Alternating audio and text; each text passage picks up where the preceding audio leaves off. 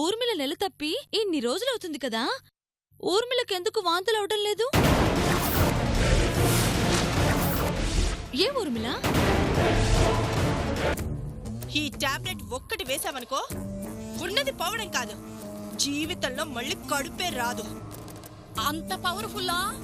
Mixie mixie తెలుసుగా, అలా తిప్పి పారేస్తుంది.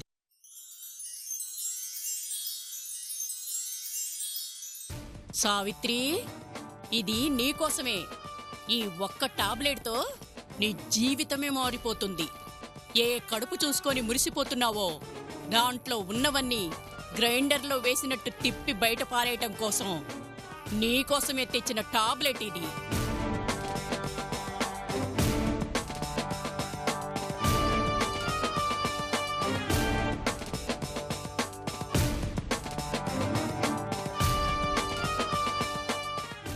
ఈ దెబ్బతో ఇప్పుడే కాదే, నీకెప్పుడూ కడుపొచ్చే అవకాశమే ఉండదు.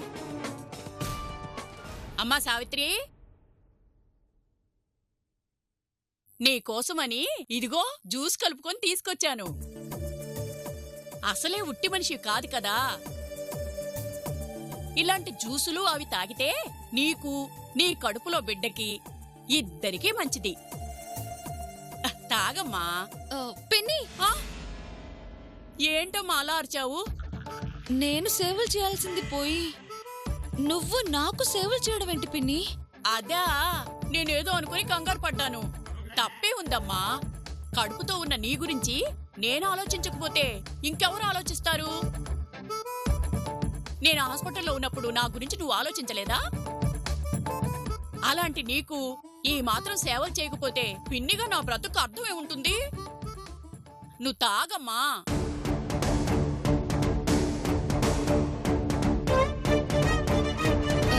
పిన్ని, కడుపుతో ఉన్న నా గురించి పట్టించుకోకుండా సావిత్రికి సేవలు చేస్తావని ఊర్మిళ కోపడుతుందేమో. దాని కోపానికే ఉందిలే, ఏదో కూతురు వరుసని భరిస్తున్నాను గాని నిజానికి దాని మీదున్న ప్రేమ హాస్పిటల్లోనే చచ్చిపోయింది. చస్తే శవాన్ని పంపించమని అది పోయినా మా పిన్ని అని కలవరించి నేనే దగ్గరుండి చూసుకుంటానని ఆ రోజు హాస్పిటల్లో ఎంతో ప్రేమగా మాట్లాడావు. నిజమే. ఆ రోజు మీరు స్పృహలో లేరు కదా, ఈ మాటలన్నీ మీకెలా తెలుసు? అదా, అది మనిషికి స్పృహ లేదు గాని మాటలన్నీ వినిపిస్తున్నాయమ్మా. అవునా? అలా కూడా వినిపిస్తాయా పిన్ని? నాకు వినిపించాయి కదమ్మా, అందుకే నువ్వంటే దానికంటే ఎక్కువ ఇష్టం. ముందు జ్యూస్ తాగమ్మా. ఏంటో పిన్ని, నీ ప్రేమ తట్టుకోలేకపోతున్నాను. తాగితే అసలు తట్టుకోలేవులే. ఏంటి పిన్ని? నా ప్రేమను ఎవరు తట్టుకోలేరు అంటున్నానమ్మా. నువ్వు తాగమ్మా.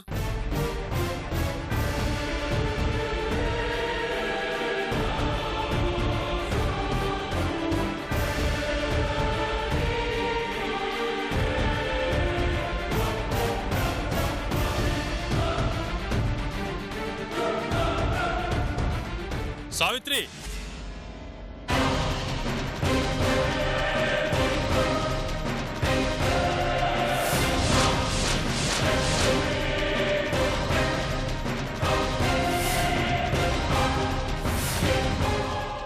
ఏం చేస్తున్నావు సావిత్రి?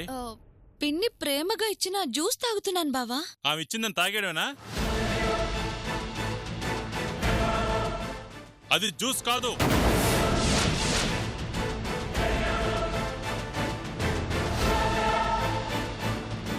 పిన్ని ప్రేమ నువ్వు అనొచ్చు ఏంటి?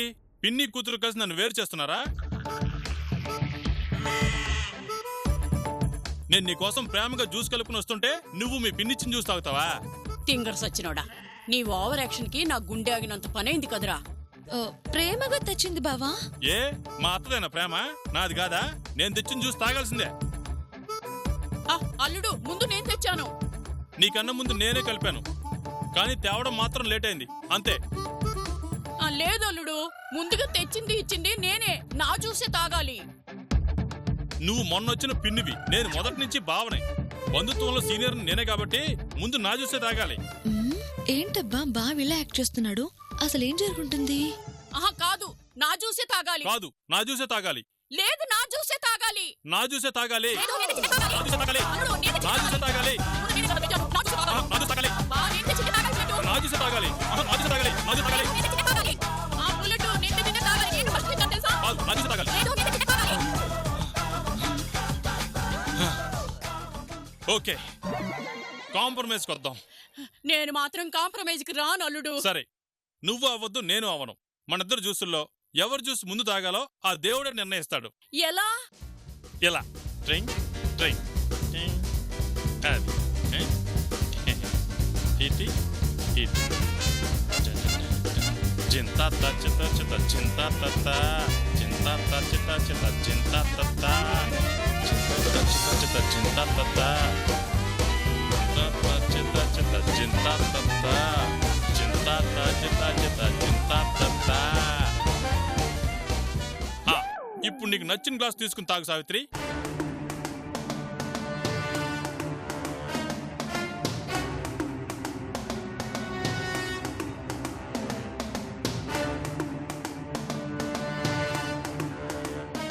నువ్వెంత గిరిగిర తిప్పినా మా పిన్ని తెచ్చిన గ్లాస్ నాకు తెలియదనుకున్నావా? ఇదే మా పిన్ని తెచ్చిన గ్లాస్. సావిత్రి, తాక్క ముందొక మాట, తాగాకొక మాట కాదు బావా. ముందు మా పిన్ని, తర్వాతే ఎవరైనా.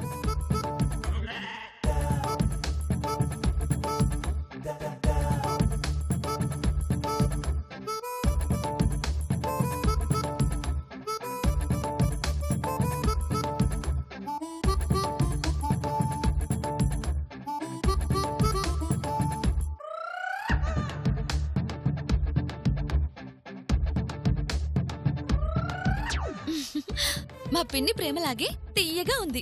5 నిమిషాల్లో నా ప్రేమ ఎంత పవర్ఫుల్లో అర్థమవుతుంది. నాదే తప్పులే సావిత్రి. నన్ను ఎంతో ప్రేమించే మా అత్తను వదిలి నీకు జ్యూస్ తీసుకురావడం నాదే తప్పు. అభిమానంగా ఇస్తే నువ్వు తాకపోయినా మా అత్త తాగుద్ది. అత్తో, ఒక్క గుక్కలో తాగి నా మీద నీకున్న ప్రేమేందో సావిత్రికి అర్థమయ్యేలా చెయ్యత్తా. నీ ప్రేమకు నేను మచ్చరానిస్తాను అల్లుడు.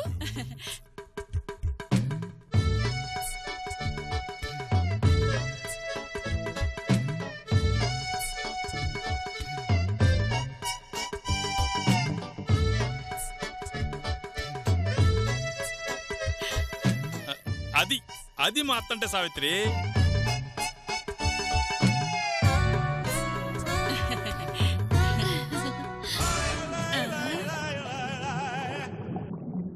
ఆ మిక్సీ ఆన్ చేస్తే ఈ మిక్సీ తిరుగుతుందేంటి? కొంపదీసి నేను గాని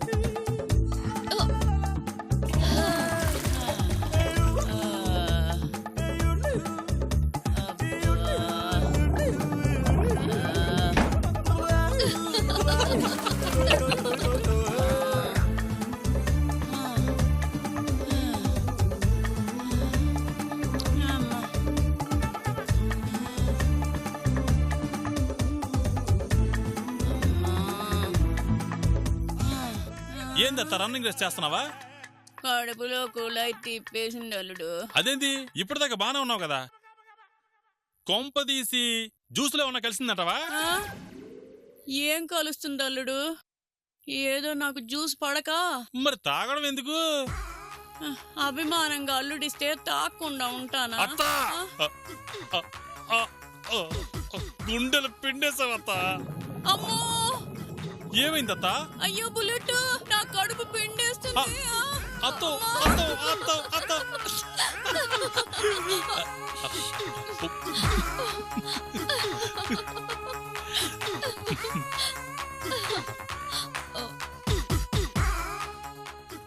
బయటికి రాదే, ఉందంటావా? అంత తొందరగా పోయిద్దా?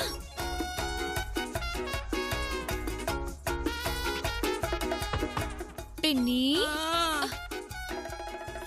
హాస్పిటల్కి వెళ్దామా? వద్దమ్మా, అక్కడ చావడం కన్నా ఆ చావు ఏదో ఇక్కడే చేస్తాను. బయటికి రావే. ఈ పూటకి ఇదే నా గది, నన్ను ఇలా వదిలేయండి అమ్మా ప్లీజ్.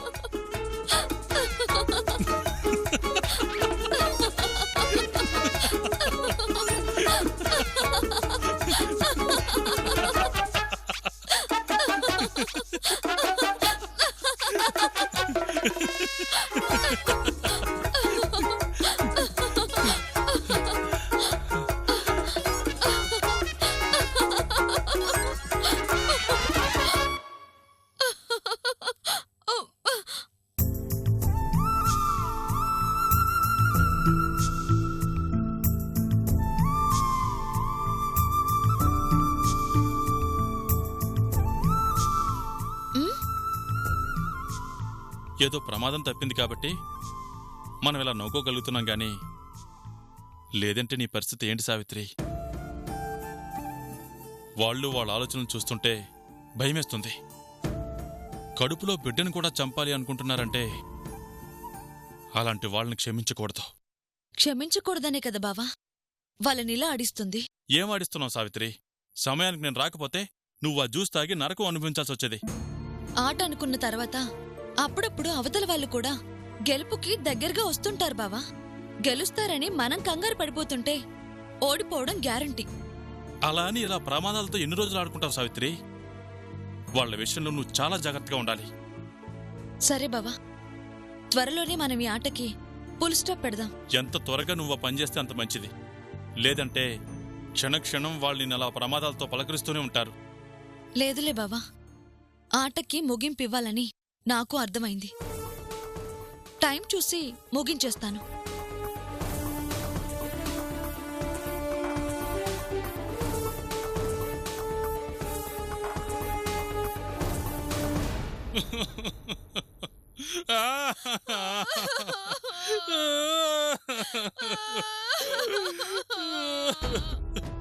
ఏడుపు వినిపిస్తుందంటే ఏదో జరిగినట్టుంది. ఆడవకు సావిత్రి, నువ్వు అలా ఏడిస్తే నేను చూడలేను సావిత్రి. ఏడవద్దు, బాధపడకు సావిత్రి. కష్టాలు మనుషులకు కాక మానులకు వస్తాయా? అయినా దేవుడు అలా జరగాలని రాసిపెట్టుంటే మనం ఏం చేయగలం? ఊరుకో, ఏడో మాకు. ఎలా ఊరుకోమంటావు బావా? హఠాత్తుగా ఎలా ఇంత దారుణంగా? అన్న ప్రకారమే దీని కడుపు ఖాళీ చేసింది పిన్ని.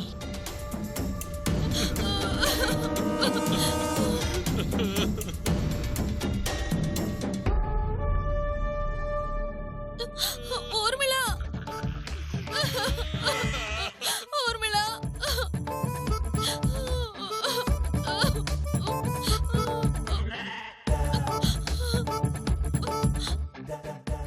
ఏమైంది సావిత్రి?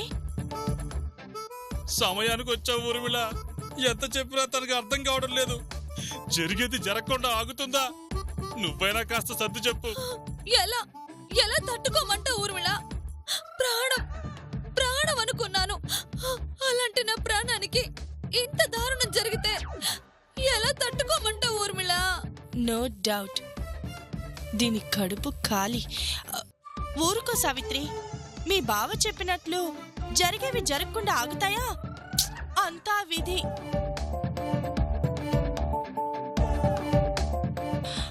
అదేంటో బాగా ఇష్టపడినవే మనకి దూరం అవుతుంటాయి. తప్పదు, మనసు రాయి చేసుకో సావిత్రి. అయినా ఏం దేవుడు వయ్యా నువ్వు, ఇచ్చినట్లే ఇచ్చే అప్పుడే తీసేసుకున్నావు. అబ్బా, ఏం యాక్టింగ్ చేస్తున్నావే.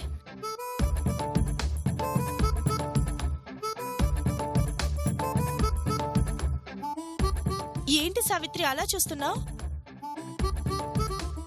పాపం, ఎంతో ఆశపడుంటావు, ఎన్నో ఊహించుకొనుంటావు. కానీ దేవుణ్ణి నీకు అన్యాయం చేసి నీ ఆశల్ని అర్ధాంతరంగా ఆపేశాడు. ఇంతకీ నువ్వు దేని గురించి మాట్లాడుతున్నావు ఊర్మిళ? అలా గుండెలు పగిలేలా ఏడుస్తోంది దేని గురించో దాని గురించి. నాకు అలా అనిపించడం లేదే. నాకు కూడా. ఇప్పుడు కొంచెం క్లారిటీగా మాట్లాడుకుందాం. నువ్వనుకుంటున్న ఆ విషయం ఏ విషయం ఊర్మిళ? ఇంకే ఉంటుంది, తనంతగా బాధపడుతుందంటే తన గర్భం గురించి, తన కడుపులో బిడ్డ గురించి అయ్యుంటుంది, అంతే కదా. ఆ బిడ్డకేమైనా అయ్యిందేమో అని. నా బిడ్డకేమవుతుంది? పండంటి బిడ్డ కడుపులో హాయిగా ఉన్నాడు. పాపం, ఎవరి గురించో ఏడుస్తుంటే ఇంకెవరి గురించో అనుకున్నట్టుంది. అసలు మీరు ఏడుస్తుంది ఎవరి గురించి?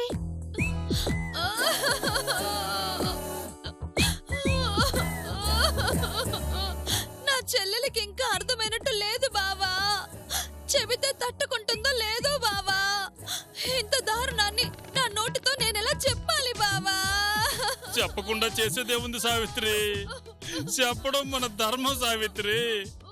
ఎవరు చెప్పినా నోటితోనే చెప్పాలి కదా సావిత్రి. అయితే నువ్వే చెప్పు బావా. కాదు సావిత్రి, నువ్వే చెప్పు. లేదు బావా, నువ్వే చెప్పు. లేదు సావిత్రి, నువ్వే చెప్పు.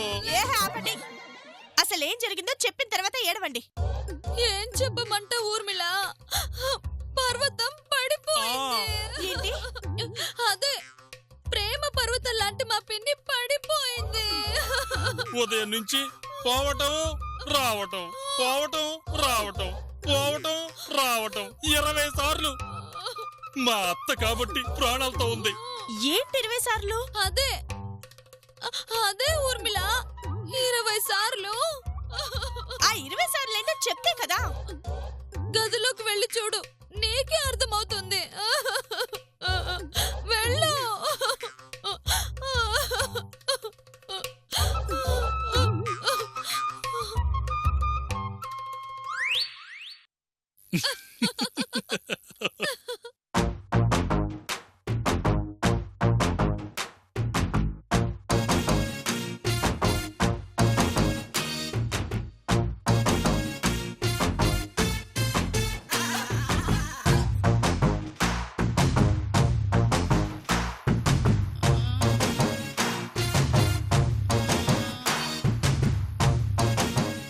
పిన్ని, పిన్ని, పిన్ని.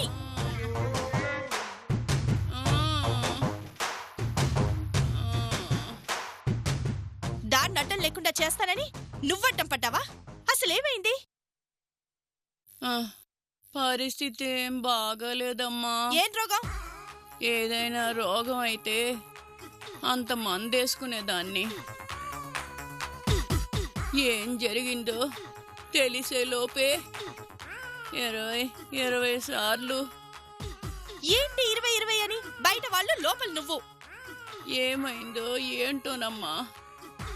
ఏం జరిగిందో తెలుసుకునే లోపే బాత్రూమ్ నా బంధువు అయిపోయింది. చివరికి నడిచే ఓపిక కూడా లేక బాత్రూమ్ గుమ్మం దగ్గర పడిపోతే ఆ బుల్లెట్ గడే తెచ్చి ఈ మంచం మీద పడేసి ఏదో మందిచ్చాడమ్మా. ఆ మందు పుణ్యం అని బయటపడ్డాను గాని లేకపోతే ఈ పాటికి ఈ బాడీ డెడ్ బాడీగా మారేదమ్మా. సడన్ గా నీకు అలా అవ్వడం ఏంటి? అసలేం జరిగిందో చెప్పు.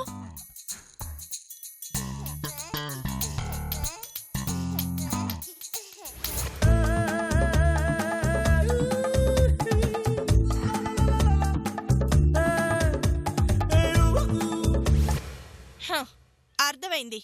దాంతో తాగించమన్న మందు నువ్వు తాగావన్నమాట. ఆ? నేను తాగానా? 20 సార్లు పోయినా అర్థం కాలేదా? ఆ? అమ్మ సచ్చినోడా, నా మందు నాతోనే తాగించి తగ్గడానికి వాడే మందు ఇచ్చాడా? ఏ పని సరిగ్గా చెయ్యవు. చెంచుతాను, ఆరేస్తాను అని కబుర్లు మాత్రం చెప్తావు. ఆఫ్టర్ ఆల్ దాంతో మందు తాగించలేకపోయావు. నీలాంటి దాన్ని నమ్ముకొని నేనేం చేయాలి? ఇంటికొచ్చేసరికి గుడ్ న్యూస్ ఎదురు చూస్తుంటుంది అనుకున్నాను, కానీ ఇలా ఛీ!